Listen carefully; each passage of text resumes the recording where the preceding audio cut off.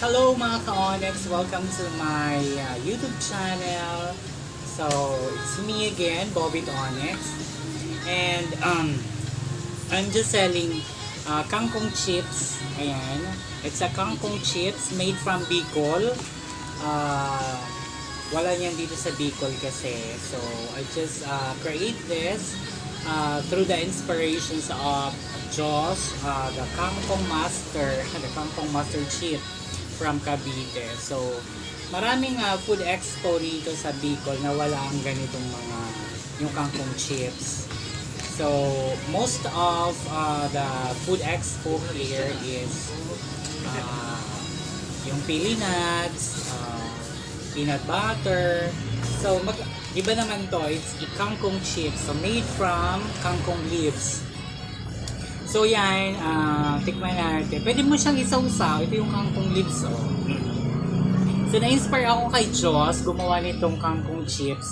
Ang hirap naman din ma-achieve ang crunchiness nito. Kaya nung na-try ko to, masarap.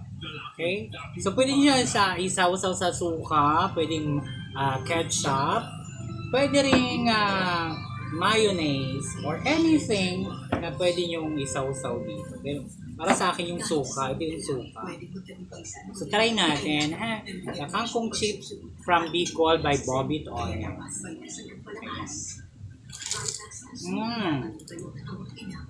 Sarap. Masarap yung suka. Yan.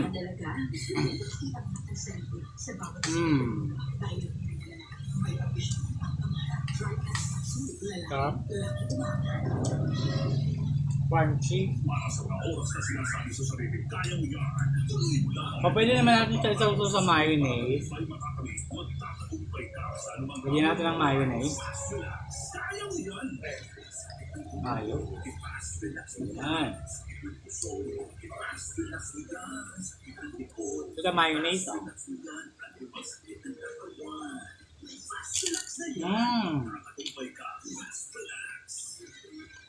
Sarap.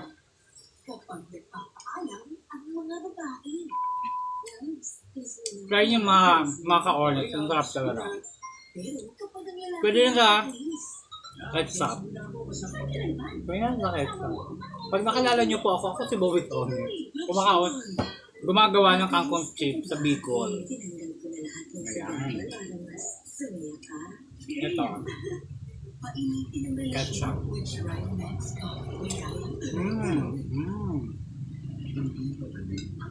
Sarap. Wala lang akong lapel. Kung may lapel ako, narinig yung crunchiness na ito.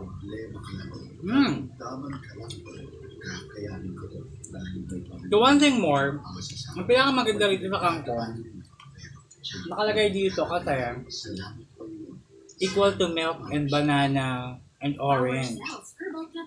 It also reduces blood pressure, gives immunity to cancer, improve vision, blood immunity, and treat skin disease. Kangkong is rich of source of various vitamins, minerals, and it also contains potassiums and iron. So see, yan yung mga benefits ng kangkong. So ano pa gagawin nyo? Try nyo na, contact me na. Just PM me, Bobby Onyx, or kangkong chips with Bobby Onyx. Yan. So antayin ko yung order nyo. Pwede ito pang souvenir. Sa mga batang hindi kumakain ng gulay, pwede ito. No? So dalawang flavor to.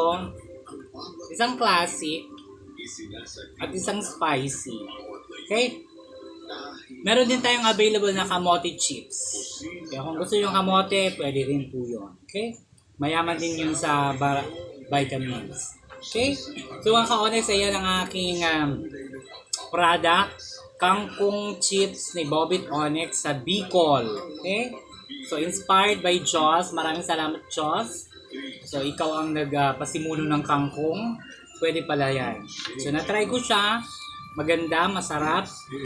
more on vitamins. So what are you waiting for? Gcash na and order na. Bye!